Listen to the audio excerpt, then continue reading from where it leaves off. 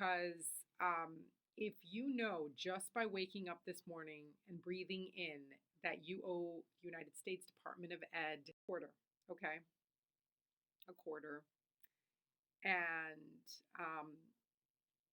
another almost quarter are going into delinquency. So that's literally only 50% of people are paying on their student loans.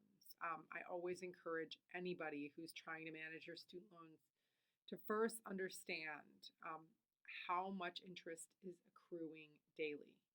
That's really, really important because with high interest rates, interest accrues daily.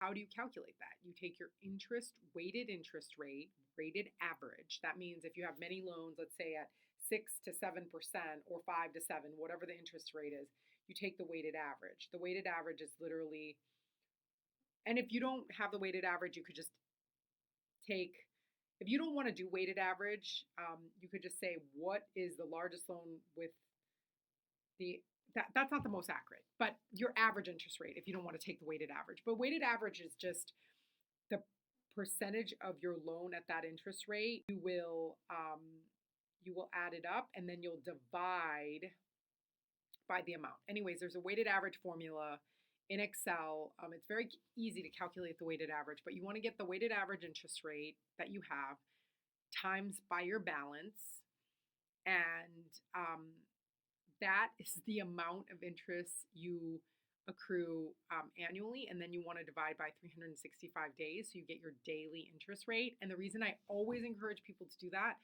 is because if you know just by waking up this morning and breathing in that you owe United States Department of Ed $19 without doing anything, that's like without having a single rent payment, without having a single utility payment, you will have to pay $19 that day in interest. I find it to be either deathly terrifying for some people or motivating, and I hope it's more motivating, but motivating as in like, let me figure out how I'm going to knock this $19 out of my life forever and get motivated to save.